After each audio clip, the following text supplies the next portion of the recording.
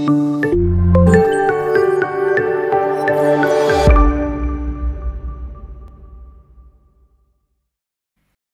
semuanya, perkenalkan nama aku Galung Erlan Caka. Bagaimana nih kabar teman-teman di rumah? Semoga baik-baik aja. Di sini aku ingin menjelaskan tentang beberapa pengertian asuransi dan apa saja yang perlu diketahui pada asuransi. Yang perlu kita ketahui pertama dari asuransi adalah apa sih itu asuransi? Asuransi merupakan hal yang paling sering diperbincangkan saat ini. Asuransi telah menjadi suatu pendamping hidup bagaikan kebutuhan primer lainnya. Oleh karena itu, terutama orang kelas menengah ke atas akan berlangganan asuransi kepada suatu lembaga asuransi tertentu karena begitu pentingnya hal ini. Kemudian, ditambah lagi dengan banyaknya orang terkenal yang mengasuransikan aset berharganya secara penuh, seperti Cristiano Ronaldo yang mengasuransikan kakinya dengan biaya penuh, dan juga selebritis Indonesia Chelsea Islan yang mengasuransikan kepalanya.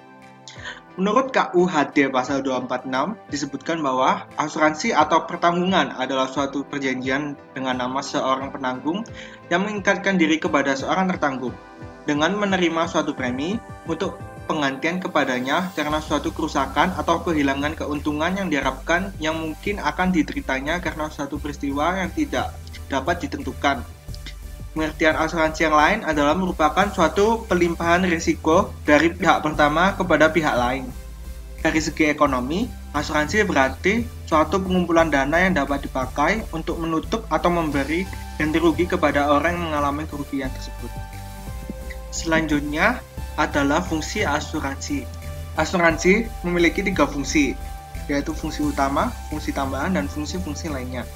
Fungsi utama asuransi adalah untuk pengalihan risiko, sebagai wadah dana bersama, dan sebagai mekanisme untuk membuat tiap peserta membayar kontribusi dana dengan adil. Dan fungsi tambahan asuransi adalah untuk melakukan investasi yang berasal dari dana asuransi, mencegah terjadinya kerugian, dan mengurangi kerugian berdasarkan rekomendasi surveyor asuransi. Sebagai dana kegiatan sosial misalnya, santunan orang cacat, janda, yatim, dan sebagai pembayaran yang diterima tertanggung pada akhir kontrak yang merupakan akumulasi premi ditambah dengan bunga atau saving.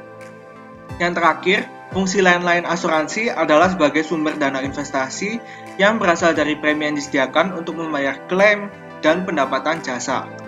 Selanjutnya, keuntungan asuransi. Keuntungan ikut program asuransi tercapai karena asuransi dibuat dengan tujuan pertama, memberikan jaminan perlindungan dari resiko-resiko kerugian dengan sistem pemerataan biaya, yaitu cukup hanya dengan mengeluarkan biaya yang jumlahnya tertentu dan tidak perlu mengganti atau membayar sendiri kerugian yang timbul. Kedua, partner kerja dari bank untuk memberikan layak kredit karena bank memerlukan jaminan perlindungan atas anggunan yang diberikan peminjam uang. Dan yang terakhir adalah bisa digunakan sebagai media tabungan dan investasi untuk menutup loss of earning power seseorang atau badan usaha pada saat ia tidak lagi produktif atau bekerja. Di sisi lain, ternyata banyak orang yang menyatakan pendapat bahwa mereka tidak mengikuti program asuransi karena mungkin takut ditipu atau mengalami kerugian. Tapi tenang saja, karena setiap perusahaan asuransi memiliki badan hukum pengawas asuransi. Badan hukum pengawas asuransi di Indonesia adalah AAJI, AAUI, OJK, dan DSN MUI. AAJI juga disebut sebagai Asosiasi Asuransi Umum Indonesia. AAUI yaitu adalah Asosiasi Asuransi Jiwa Indonesia. OJK adalah Otoritas Jasa Keuangan, dan DSN MUI adalah Dewan Syariah Nasional Majelis Ulama Indonesia, dan mereka adalah sebagai badan hukum pengawas asuransi. Untuk kamu yang belum terlalu paham mengenai asuransi, ada kategori umumnya, yaitu pertama asuransi jiwa. Asuransi jiwa penting untuk dimiliki, apalagi jika kamu memiliki orang-orang yang bergantung secara finansial kepada kamu, contohnya keluarga kamu. Namun, saat kamu tiba-tiba meninggal, pasti bisa dipastikan keluarga kamu akan menderita kesulitan keuangan, seperti tidak bisa membayar tagihan listrik atau membayar kebutuhan sehari-hari. Sebagai akibatnya, titik asuransi jiwa dirancang untuk menutupi biaya-biaya ini selama kamu tidak ada dan untuk meringankan beban keuangan yang dialami keluarga kamu. pada waktu yang sangat sulit ketika ditinggalkan kamu. Sebagian besar perusahaan asuransi merekomendasikan agar kamu memiliki pertanggungan sekitar 10 kali lipat pendapatan tahunan kamu. Ketika menghitung dengan tepat berapa banyak pertanggungan yang kamu butuhkan, kamu perlu memperhitungkan pembayaran sewa dan biaya hidup lainnya seperti pembayaran pinjaman dan kartu kredit. Ada dua jenis utama polis asuransi jiwa yang bisa kamu pilih, yaitu seumur hidup dan polis berjangka. Untuk polis seumur hidup, kamu akan membayar polis sampai kamu mati. Resiko yang bisa dilindungi dari asuransi jiwa ini adalah kematian dan suatu kondisi di mana tidak bisa mencari nafkah lagi. Tentu saja, dengan melengkapi diri dengan asuransi jiwa, maka kamu akan lebih tenang menjalani hidup dan tak perlu risau mengenai masalah finansial. Saat memutuskan untuk membeli asuransi jiwa, biasanya Anda akan dihadapkan pada dua pilihan, yakni asuransi jiwa tradisional dan asuransi jiwa unit link. Keduanya memiliki keunggulan masing-masing, namun unit link kini lebih populer dan lebih dianjurkan oleh perusahaan asuransi. Lalu, apa sih yang membedakan produk asuransi jiwa tradisional dengan unit link? Asuransi jiwa tradisional merupakan asuransi yang hanya memberikan manfaat proteksi. Anda diwajibkan untuk membayar nilai premi asuransi yang nantinya dapat digunakan untuk meminimalkan dampak ekonomi yang terjadi akibat risiko kesehatan atau meninggal dunia melalui uang santunan atau klaim asuransi. Premi asuransi jiwa tradisional umumnya lebih rendah daripada asuransi unit link. Namun, Anda tidak mendapatkan nilai tunai dari premi yang telah Anda setorkan ke perusahaan asuransi. Sedangkan, asuransi jiwa unit link merupakan asuransi yang memberikan manfaat ganda kepada pemegang polis, yakni manfaat proteksi dan investasi. Besarnya nilai premi proteksi dan investasi yang dibayarkan dapat Anda sesuaikan dengan kebutuhan. Pada asuransi unit link, premi yang Anda bayarkan akan digunakan untuk membayar biaya-biaya, bagian lagi akan diinvestasikan. Premi yang diinvestasikan ini akan dikelola oleh manajer investasi untuk diinvestasikan di instrumen pasar keuangan seperti saham, obligasi, atau reksadana. Keunggulan asuransi jiwa unit link adalah sebagai nilai investasi yang dapat diambil selama saldo investasi mencukupi. Namun, asuransi unit link memiliki risiko tersendiri, yaitu jika investasi mengalami penurunan, umumnya hal ini terjadi karena turunnya harga-harga instrumen investasi di pasar modal, dan mungkin karena kondisi perekonomian negara yang sedang memburuk. Selanjutnya adalah asuransi kerugian. Asuransi kerugian adalah asuransi yang memberikan perlindungan kerugian finansial pada objek yang diasuransikan akibat kejadian berbahaya. Biasanya, objek yang diasuransikan ini adalah harta benda atau aset. Objek tersebut bisa rumah pribadi, tempat usaha, gedung, barang, hingga proyek bangunan. Sebagai contoh sederhana, Anda punya harta benda atau aset tertentu. Bisa saja harta benda atau aset yang Anda miliki rusak atau hilang secara tiba-tiba. Nah, agar Anda tidak rugi, ikuti asuransi kerugian, kerugian yang Anda alami akan diminimalisir seminimal mungkin. Selanjutnya yang akan kita bahas adalah istilah-istilah penting dalam asuransi. Istilah penting dalam asuransi yang pertama adalah polis asuransi. Polis asuransi adalah surat perjanjian antara pihak tertanggung dan pihak penanggung. Kemudian, polis ini mengandung segala hal terkait asuransi yang disetujui. Kedua belah pihak wajib untuk mengetahui isi dari asuransi ini, termasuk pengertian dasar, peraturan, ketentuan, dan hal-hal lainnya. Polis asuransi yang akan menjadi bukti dan alat untuk mengajukan asuransi dari pihak tertanggung. Selanjutnya adalah premi asuransi. Premi asuransi, menurut pengertian asuransi, adalah jumlah uang yang harus dibayarkan oleh tertanggung selama mengikuti asuransi. Jumlah uang ini telah tercantum dalam polis asuransi dan telah disetujui oleh kedua belah pihak untuk dibayarkan. Yang ketiga adalah manfaat asuransi. Manfaat asuransi berbeda dengan fungsi asuransi. Manfaat asuransi adalah keuntungan yang akan Anda dapatkan jika Anda mendaftar atau memiliki produk asuransi. Manfaat tersebut diantaranya adalah: pertama, memberikan ketenangan. Dengan fungsinya sebagai pengalihan resiko, asuransi memberikan proteksi dari resiko ketidakpastian dan kerugian, baik bagi perorangan maupun perusahaan, sehingga memberikan rasa percaya diri dan ketenangan menghadapi masa depan. Dua adalah menjaga stabilitas finansial. Dengan asuransi, perusahaan dapat menjaga kelancaran keuangan perusahaan karena potensi risiko dapat ditanggulangi. Jika terjadi kerugian, pihak asuransi akan memberikan sebagian hingga seluruh kewajiban pembayaran Anda atas suatu kejadian. Begitu juga untuk pribadi. Dengan pertanggungan, asuransi membantu Anda agar keseimbangan finansial Anda tak terganggu karena kejadian yang tak terduga. Yang ketiga adalah sebagai salah satu cara menabung dan investasi. Jika kebetulan dana yang terkumpul tak terpakai, di akhir masa pertanggungan, Anda akan menerima kembali uang Anda. Selanjutnya adalah pemegang polis. Pemegang polis adalah pihak yang memiliki wewenang untuk memegang polis yang disetujui. Yang kelima adalah tertanggung.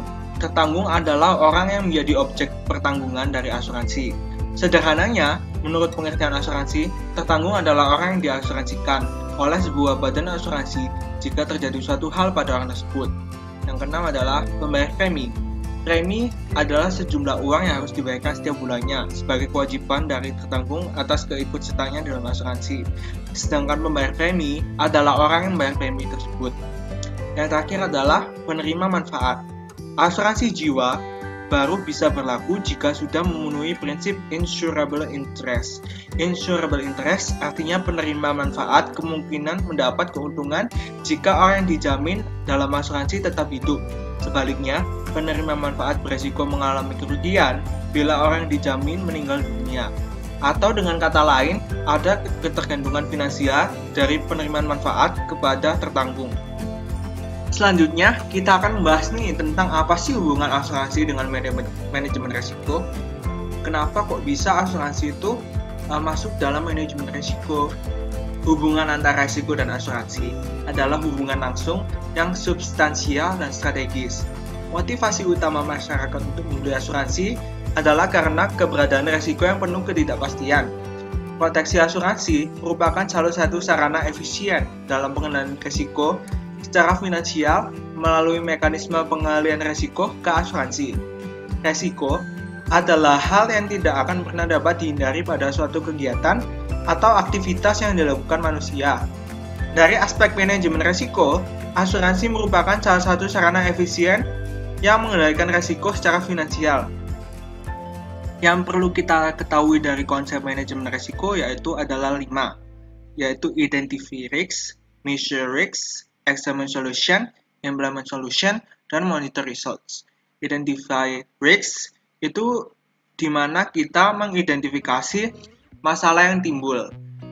Selanjutnya, kita measure risk, yaitu dengan mengukur seberapa besar dampak risiko itu terhadap perusahaan atau seberapa kerugian yang akan kita alami jika risiko itu tersebut timbul. Selanjutnya adalah examine solution, yaitu keputusan di mana kita atau perusahaan seharusnya menerima risiko itu, menghindari risiko itu, mentransfer risiko itu kepada hal lainnya, atau mencari solusinya. Setelah kita membahas dan memeriksa solusi tersebut, kita selanjutnya akan ke tahap implement solution, di mana kita akan mengimplementasikan sebuah solusi itu terhadap masalah tersebut. Dan yang terakhir adalah monitor result, di mana kita tetap mengawasi bagaimana dampak solusi itu terhadap risiko. Apakah risiko itu dapat ditanggulangi, atau risiko itu tetap berjalan, atau tambah menjadi buruk. Biasanya, asuransi itu termasuk dalam implement solution, di mana asuransi sebagai mitigasi atau penanggulangan solusi untuk mencegah kerugian yang terjadi pada perusahaan atau seseorang. Selanjutnya, yang perlu kamu ketahui adalah 5 risiko hidup pada asuransi. Yang pertama adalah sakit, kecelakaan, cacat, tua, dan meninggal. Beberapa hal yang sering dihadapi orang yang ingin berasuransi itu seperti gini. Aku mau asuransi tapi aku bingung mau milih yang mana. Nah, tips-tips tersebut adalah 1. Sesuaikan kebutuhan. Kebutuhan asuransi seperti apa yang kamu perlukan. Mungkin umumnya ada asuransi jiwa dan kerugian, tapi asuransi itu ada banyak loh sebenarnya, seperti asuransi kerugian, kecelakaan, asuransi traveling, maupun asuransi tanah. Nah, yang kedua adalah cek kondisi keuanganmu. apa kondisi keuangan per bulanmu itu dapat mengatasi premi dari asuransi yang dikeluarkan. Yang ketiga adalah gali info perusahaan asuransi yang akan kamu tujui. Ini semua adalah untuk keamanan legalitas keuangan kamu. Yang keempat adalah kenali betul produknya. Dan yang terakhir adalah lakukan sekarang juga sebelum kamu menjadi tidak produktif. Tak hanya itu, jika kamu ingin bermain atau menggunakan asuransi, kamu juga harus pintar-pintar untuk mengelola keuangan kamu. Nah, aku ada nih tips-tips untuk mengelola keuangan. Pertama adalah 1. Alokasikan 50% penghasilan untuk kebutuhan sehari-hari, seperti biaya makan, transportasi, keperluan rumah, sampai asuransi. Yang kedua adalah alokasikan 30% untuk keinginan atau pengeluaran pribadi, seperti biaya hangout, langganan gym, atau game. Yang ketiga adalah alokasikan 20% untuk bayar utang kamu, disimpan sebagai dana darurat atau tabungan jangka pendek. Nah, biasanya ada faktor yang mempengaruhi hal besaran asuransi yang kamu terima. Yang pertama adalah usia, pekerjaan, riwayat kesehatan, merokok atau tidak merokok, dan jenis asuransi yang kamu beli. Yang pertama adalah usia. Semakin muda usia kita ketika membeli polis asuransi, kemungkinan besar premi asuransi yang harus kita bayarkan juga lebih murah. Sebaliknya, semakin tua usia kita, perusahaan asuransi akan menetapkan premi lebih mahal, sebab resiko yang dialihkan kepada perusahaan asuransi semakin besar. Yang kedua adalah jenis pekerjaan. Jenis pekerjaan kita juga dinilai memiliki sumbangan pada besar kecil resiko kematian. Misalnya jika kita bekerja di sebuah bidang dengan resiko kecelakaan dan kematian cukup tinggi seperti di tambang minyak atau gas bumi, maskapai penerbangan, tenaga konstruksi, bahkan jurnalis, maka premi yang harus kita bayarkan biasanya lebih mahal. Yang ketiga adalah riwayat kesehatan. Belum kamu melakukan atau menandatangani polis asuransi, biasanya perusahaan asuransi menyarankan tes kesehatan. Nah, data riwayat kesehatan tersebut akan menjadi salah satu dasar bagi perusahaan asuransi dalam menentukan harga premi untuk polis asuransi kita. Apabila kita memiliki riwayat kesehatan yang buruk, apalagi pernah menderita sakit berat, biaya premi asuransi kita mungkin akan lebih mahal. Sebaliknya, bila kita jarang sakit dan tidak memiliki riwayat sakit berat, harga polis asuransi mungkin bisa lebih murah. Selanjutnya adalah perokok atau tidak perokok. Risiko kesehatan yang tinggi akan mempengaruhi juga tingkat risiko kematian. Nah, jika seorang perokok aktif, jangan heran deh jika premi yang harus kita bayarkan lebih mahal. Yang terakhir adalah jenis asuransi yang dibeli. Selain jenis asuransi yang kita pilih juga akan menentukan besaran premi yang harus kita bayarkan. Asuransi jiwa kemungkinan menetapkan harga premi lebih murah ketimbang unit link. Ini dikarenakan produk unit link menuntut pembayaran premi untuk dua fungsi, yaitu proteksi dan investasi. Nah, yang akan kita bahas selanjutnya adalah menghitung uang pertanggungan asuransi jiwa. Uang pertanggungan adalah uang yang dibayarkan oleh perusahaan asuransi ketika pengguna melakukan klaim. Banyak orang membeli asuransi jiwa dalam jumlah yang tidak sesuai dengan kebutuhan. Seringkali asuransi jiwa yang dimilikannya berada dalam keadaan jumlah kekurangan atau jumlah kelebihan. Menurut ilmu perencanaan keuangan, ada 3 pendekatan untuk menghitung jumlah uang pertanggungan asuransi jiwa, yaitu dengan metode capital need approach, metode human life value, dan metode income based value. Yang pertama adalah metode capital need approach. Kelebihan metode capital need approach adalah mempertimbangkan inflasi, dan yang kedua adalah masa pertanggungan bisa lebih panjang daripada pendekatan lainnya. Sedangkan kelemahan metode capital need approach adalah uang pertanggungan yang dibutuhkan menjadi sangat besar, sehingga premi asuransi yang dibayarkan menjadi relatif tinggi. Contoh metode capital need approach adalah Mr. Hayden memiliki penghasilan 35 juta per bulan. Yang kita kalkulasikan dengan 12 bulan yaitu 420 juta per tahun. Asumsi inflasi yaitu 5% per tahun dan hasil investasi 7% per tahun. Maka uang pertanggungan yang dibutuhkan adalah UP sama dengan 420 juta dibagi 7% diambil 5% dalam kurung ditambah 420 juta. UP yang dihasilkan adalah 21.420 juta. Metode selanjutnya adalah metode human life value.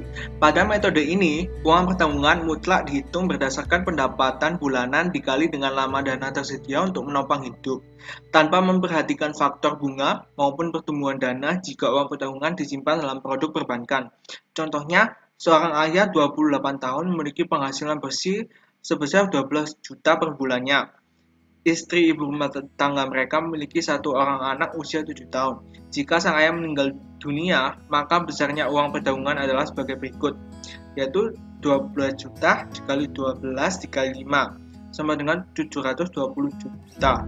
Ini berarti, jika diambil sebesar 12 juta rupiah setiap bulannya, akan bertahan selama 5 tahun, tanpa menghitung bunga atau pertumbuhan dana tersebut. Metode yang ketiga adalah metode income based value. Metode ini menghitung uang pertanggungan dengan memperhitungkan besarnya bunga atau return jika uang pertanggungan yang diterima disimpan dalam produk perbankan. Contohnya yaitu, seorang ayah 33 tahun memiliki penghasilan bersih sebesar 7 juta setiap bulannya. Sedangkan istri ibu rumah tangga mereka memiliki satu orang anak berusia 12 tahun. Jika sang ayah tiba-tiba meninggal, maka besarnya uang pertanggungan adalah sebagai berikut. Dalam kurung 7 juta dikali 12 dibagi 7%, yang menghasilkan 1,2 miliar. Maka mengapa dibagi dengan 7%? Karena jika uang pertanggungan diterima, maka dana tersebut ditempatkan pada instrumen investasi pendapatan tetap seperti ORI atau yang kita sebut obligasi retail Indonesia, reksadana pendapatan rendah, dan bukan pada deposito. Secara historis, memiliki kinerja setahun pada kisaran 6% sampai dengan 8%. Jadi, uang sebesar 1,2 miliar itu akan menghasilkan 7 juta setiap bulannya, karena 1,2 miliar dikali 7% bagi 12 sama dengan 7 juta. Sekian teman-teman, itu semua adalah penjelasan saya tentang asuransi dan dunia asuransi. Semoga apa yang saya bagikan terhadap teman-teman itu dapat membantu teman-teman mengenal asuransi itu apa dan bagaimana sih dunia asuransi itu. Sekian yang saya dapat bagikan. Mohon maaf jika ada salah kata dan terima kasih.